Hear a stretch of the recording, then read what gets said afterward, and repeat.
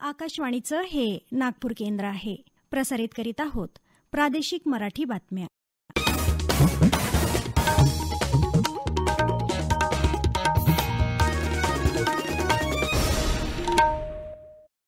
आकाशवाणी नागपूर. स्वाती सोनपेटकर आपल्याला प्रादेशिक बातम्या देत आहे. ठळक बातम्या. भारतीय रिझर्व्ह बँकेचा वित्त आणि पतधोरणाचा द्वैमासिक आढावा प्रसिद्ध. रेपो दर 6.5% कायम. विकासाच्या योजनांमुळे राज्यातील नक्षलग्रस्त भागाचा चेहरामोहरा बदलत असल्याचं मुख्यमंत्री एकनाथ शिंदे यांचं केंद्रीय गृह विभागाच्या बैठकीत प्रतिपादन. 5,000 पूरग्रस्तांच्या खात्यामध्ये सानुग्रह अनुदान जमा. दररोज टप्प्याटप्प्यानं निधी जमा होणार असल्याची नागपूर जिल्हा प्रशासनाची माहिती. आणि सर्वसामान्यांना हक्काची घरं देण्यास शासन वचनबद्ध. गृहनिर्माण मंत्री अतुल सावे यांचं नागपुरात आश्वासन. भारतीय रिझर्व्ह बँकेनं वित्त आणि पतधोरणाचा द्वैमासिक आढावा आज प्रसिद्ध केला. या आढाव्यात व्याजदर स्थिर ठेवण्याचा निर्णय वित्त आणि पतधोरण विषयक समितीनं एकमतानं घेतल्याचं म्हटलं आहे. त्यामुळे रेपो दर पूर्वीप्रमाणे 6.5% कायम राहील. इतर व्याजदरातही बदल झालेला नाही. गेल्या 3 आढाव्यांमध्येही व्याजदर बदलले नव्हते. जुलै महिन्यात टोमॅटो आणि इतर भाज्यांचे दर वाढल्यानं चलनफुगवटा निर्देशांकात वाढ झाली. मात्र ऑगस्ट आणि सप्टेंबरमध्ये दरवाढ निवळली. या 2 महिन्यात अन्न आणि इंधन वगळता इतर उत्पादनांच्या ग्राहक मूल्य निर्देशांकात घट झाली असल्याचं रिझर्व्ह बँकेनं म्हटलं आहे. मात्र यंदाच्या खरीप हंगामात पाऊस काहीसा कमी झाल्यामुळे कडधान्य आणि तेलबियांच्या उत्पादनांवर मंदीचं सावट आहे. तसंच जागतिक स्तरावर अन्न आणि इंधनाच्या दरात सतत चढ उतार होत असून त्याचाही परिणाम देशातल्या महागाई निर्देशांकावर होऊ शकतो. 2023-2024 या वर्षासाठी रिझर्व्ह बँकेनं स्थूल राष्ट्रीय उत्पादन वाढीचा दर 6.5% राहील असा अंदाज वर्तवला आहे. 2024-2025 या आर्थिक वर्षाच्या पहिल्या तिमाहीत जीडीपी वाढीचा दर 6.6% राहील असाही अंदाज रिझर्व्ह बँकेनं वर्तवला आहे. वैयक्तिक हमीवर घेतल्या जाणाऱ्या कर्जाबाबत रिझर्व्ह बँकेचे गव्हर्नर शक्तिकांत दास यांनी तीव्र चिंता व्यक्त केली आहे. बँका आणि बँकांखेरीजच्या वित्तीय कंपन्यांनी ही कर्ज देताना जोखमीच्या दृष्टीनं योग्य ती काळजी घ्यावी असं दास यांनी सांगितलं. एकीकडे नक्षलवाद्यांचा प्रतिबंध करताना दुसरीकडे गेल्या वर्षभरात नक्षलग्रस्त भागात विविध विकासाच्या योजना परिणामकारकपणे राबवणं सुरू असल्यानं गडचिरोलीसारख्या भागातील नक्षलवाद पूर्णपणे संपवण्यात आम्ही लवकरच यशस्वी होऊ असा विश्वास मुख्यमंत्री एकनाथ शिंदे यांनी व्यक्त केला. ते आज दिल्लीतील विज्ञान भवनात गृहमंत्रालयानं आयोजित केलेल्या डाव्या विचारसरणीमुळे निर्माण झालेल्या उग्रवादाच्या परिस्थितीबाबत आयोजित बैठकीत बोलत होते. केंद्रीय गृहमंत्री अमित शाह बैठकीच्या अध्यक्षस्थानी होते. या बैठकीस राज्याचे उपमुख्यमंत्री तथा गृहमंत्री देवेंद्र फडणवीसही उपस्थित होते. यावेळी बोलताना मुख्यमंत्री शिंदे यांनी नक्षल प्रभावित भागात रेल्वेचं जाळं पसरवण्याची आवश्यकता असल्याचं सांगितलं. ते म्हणाले की गडचिरोली, छत्तीसगड आणि तेलंगणा या सीमावर्ती भागात रेल्वेचं जाळं विकसित केलं तर त्याचा विकासासाठी खूप फायदा होईल. तेलंगणातील मंचेरियल ते सिरोंचा आणि पुढे छत्तीसगडमधील भोपाळपट्टणम ते जगदलपूरपर्यंत, त्याचप्रमाणे अहेरी ते शिरपूर कागजनगर रेल्वे नेटवर्क विकसित केलं तर सुरजागडच्या पोलाद प्रकल्पाला आणि एकंदरीतच विकासाला फायदा होईल. नक्षलग्रस्त भागात विशेष पायाभूत सुविधांसाठी 57,50,00,000 निधीस मंजुरी दिल्याबद्दल केंद्राचे आभार मानून मुख्यमंत्री म्हणाले की नक्षलवाद्यांची पकड खिळखिळी करण्यासाठी पुढील 2 वर्षात अधिक तीव्रतेनं ऑपरेशन करण्यात येईल. राज्यानं गडचिरोली जिल्ह्यात खाणकामाला परवानगी दिली असून सुरजागड खाणीचं काम सुरू झाल्यामुळे प्रत्यक्ष आणि अप्रत्यक्ष 5,000 लोकांना रोजगार उपलब्ध होत आहे. लॉयड मेटल्स लिमिटेडच्या माध्यमातून 20,000 कोटी खर्चून एकात्मिक स्टील प्लांट उभारला जात आहे, ज्यामुळे 7,000 लोकांना रोजगार मिळेल अशी माहितीही मुख्यमंत्री शिंदे यांनी दिली. नांदेडच्या शासकीय रुग्णालयात रुग्णांच्या मृत्यूप्रकरणी माजी मुख्यमंत्री उद्धव ठाकरे यांनी राज्य सरकारवर टीका केली आहे. ते आज मुंबईत वार्ताहरांशी बोलत होते. कोरोना काळात महाविकास आघाडीच्या याच आरोग्य यंत्रणेनं सक्षम काम केलं होतं. आपल्या सरकारनंतर राज्याची दुर्दशा झाल्याचं ठाकरे म्हणाले. औषधांचा पुरवठा होत नाही हा रुग्णालयांचे अधिष्ठाता किंवा डॉक्टरांचा दोष नाही. या संदर्भात केंद्रीय अन्वेषण विभाग सीबीआय चौकशी झाली पाहिजे अशी मागणी ठाकरे यांनी यावेळी केली. दरम्यान वैद्यकीय महाविद्यालयात होणाऱ्या मृत्यूवर राजकारण बंद करण्याची प्रतिक्रिया एकनाथ शिंदे यांनी व्यक्त केली आहे. मुंबईत गोरेगाव इथं इमारतीत लागलेल्या आगीत 7 जणांचा होरपळून मृत्यू झाल्याप्रकरणी पंतप्रधान नरेंद्र मोदी यांनी दुःख व्यक्त केलं आहे. मृतांच्या कुटुंबियांना प्रत्येकी 2 लाख रुपये तर जखमींना प्रत्येकी 50,000 रुपये मदत पंतप्रधान राष्ट्रीय मदत निधीतून दिली जाणार असल्याचं त्यांनी जाहीर केलं आहे.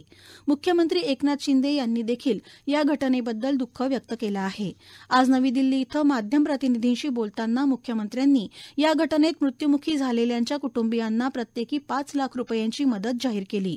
दुर्घटनेतल्या जखमींचा खर्च राज्य सरकार करणार असल्याचं त्यांनी सांगितलं. या दुर्घटनेची चौकशी करण्याचे आदेशही मुख्यमंत्र्यांनी दिले आहेत. या घटनेत 58 जण जखमी झाले आहेत तर 5 जणांची प्रकृती चिंताजनक आहे. अग्निशमन दलानं आगीवर नियंत्रण मिळवल्याचं आमच्या वार्ताहरानं कळवलं आहे. या प्रादेशिक बातम्या आपण आकाशवाणीच्या नागपूर केंद्रावरून ऐकत आहात. आमच्या केंद्रावरील सर्व बातम्या ऐकण्यासाठी आणि ताज्या घडामोडी जाणून घेण्यासाठी Marathi news Nagpur all India radio या आमच्या यूट्यूब चॅनलला नक्की सबस्क्राईब करा. नागपूर महानगरात 23 सप्टेंबरला झालेल्या ढगफुटी सदृश्य मुसळधार पावसानं क्षतिग्रस्त झालेल्या नागरिकांच्या खात्यामध्ये गुरुवार 5 ऑक्टोबरपासून 10,000 रुपयांचं सानुग्रह अनुदान जमा होणं सुरू झालं आहे. दररोज टप्प्याटप्प्यानं निधी जमा होईल असं जिल्हा प्रशासनानं स्पष्ट केलं आहे. आतापर्यंत 22,834 पंचनामे पूर्ण झाले असून जवळपास ही प्रक्रिया पूर्ण झाली आहे. काही ठिकाणी सुटलेल्या घरांचे पंचनामे पुन्हा सुरू असल्याचं जिल्हा प्रशासनानं स्पष्ट केलं. 23 सप्टेंबरला महानगरात निर्माण झालेल्या परिस्थितीचे पंचनामे करण्यासाठी जिल्हा प्रशासनानं महानगरपालिका प्रशासनाची मदत घेतली आहे. सर्व भागातील पंचनामे तातडीनं पूर्ण व्हावे यासाठी सध्या 50 चमू कार्यरत आहेत. जवळपास 180 कर्मचारी दररोज युद्धपातळीवर पंचनाम्यांचे काम करत आहेत. दरम्यान ज्यांचे पंचनामे झाले नाही त्यांनी संयम ठेवावा. प्रशासनाकडून सर्वांचे पंचनामे करण्यात येतील. तसंच पंचनामा झालेल्या परिवाराच्या खात्यामध्ये सानुग्रह निधी टप्प्याटप्प्यानं जमा होईल. प्रत्येकाच्या खात्यात हा निधी टप्प्याटप्प्यानं जमा होणार आहे. त्याबद्दल कोणत्याही अफवांना बळी पडू नये असंही नागपूर जिल्हा प्रशासनानं स्पष्ट केलं आहे. सामान्य माणसाला हक्काचं घर मिळावं यासाठी राज्य शासन वचनबद्ध असून त्या दिशेनं कार्य सुरू आहे. तसंच इतर मागास विकास विभागाच्या वतीनं राज्यात 10 लाख घरं बांधण्याचं कार्य सुरू आहे. या दोन्ही अभियानांमध्ये रिअल इस्टेट क्षेत्रातील कंपन्यांनी सहभाग नोंदवावा असं आवाहन करत या क्षेत्रातील कंपन्यांसमोर असलेल्या अडचणी दूर करण्यासाठी लवकरच बैठक घेण्यात येईल असं प्रतिपादन राज्याचे गृहनिर्माण मंत्री अतुल सावे यांनी आज नागपूर इथं केलं. नागपुरातील रेशीमबाग मैदानावर national real estate development council NAREDCO Vidarbha यांच्या वतीनं आयोजित होमेथॉन प्रॉपर्टी एक्स्पोचं उद्घाटन सावे यांच्या हस्ते झालं. त्यावेळी ते बोलत होते. इतर मागास प्रवर्गातील आर्थिक दुर्बल घटकांसाठी इतर मागासवर्ग बहुजन कल्याण विभागाच्या वतीनं मोदी आवास घरकुल योजना राबवण्यात येत असून या योजनेअंतर्गत राज्यात 10 लाख घरं बांधण्यात येणार आहेत. जिल्हा परिषद आणि अन्य विभागाच्या वतीनं ग्रामीण आणि शहरी भागांमध्ये ही घरं बांधण्यात येत असल्याचं त्यांनी सांगितलं. नागपूर शहरात पायाभूत सुविधांचं जाळं मोठ्या प्रमाणात निर्माण झाल्याबद्दल त्यांनी समाधान व्यक्त केलं. होमेथॉन प्रॉपर्टी एक्स्पोमध्ये विदर्भासह राज्यातील एकंदर 70 रिअल इस्टेट कंपन्या सहभागी झाल्या असून 6 ते 8 ऑक्टोबरपर्यंत हा एक्स्पो सर्वांसाठी खुला राहणार आहे. संपूर्ण देशात सर्वप्रथम महाराष्ट्रानं दिव्यांग मंत्रालय सुरू केलं आहे. दिव्यांग मंत्रालय हा शासनाचा ऐतिहासिक निर्णय आहे.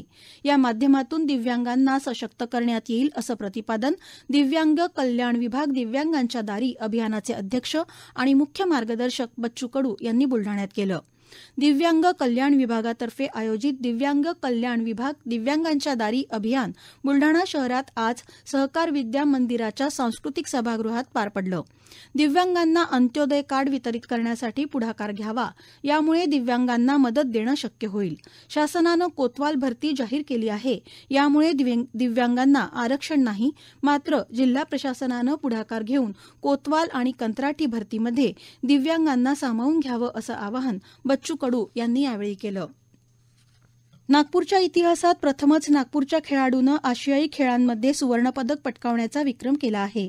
यासाठी उपमुख्यमंत्री देवेंद्र फडणवीस यांनी ओजस देवतळेच्या आईवडिलांशी संवाद साधून आनंद व्यक्त केला आणि त्याचं कौतुक केलं.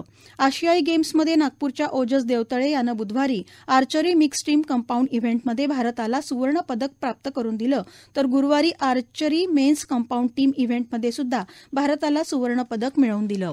शेवटी पुन्हा काही ठळक बातम्या. भारतीय रिझर्व्ह बँकेचा वित्त आणि पतधोरणाचा द्वैमासिक आढावा प्रसिद्ध. रेपो दर 6.5% कायम. विकासाच्या योजनांमुळे राज्यातील नक्षलग्रस्त भागाचा चेहरामोहरा बदलत असल्याचं मुख्यमंत्री एकनाथ शिंदे यांचं केंद्रीय गृह विभागाच्या बैठकीत प्रतिपादन. 5,000 पूरग्रस्तांच्या खात्यांमध्ये सानुग्रह अनुदान जमा. दररोज टप्प्याटप्प्यानं निधी जमा होणार असल्याची नागपूर जिल्हा प्रशासनाची माहिती. आणि सर्वसामान्यांना हक्काची घरं देण्यास शासन वचनबद्ध. गृहनिर्माण मंत्री अतुल सावे यांचं नागपुरात आश्वासन. याबरोबरच हे प्रादेशिक बातमीपत्र संपलं. नमस्कार.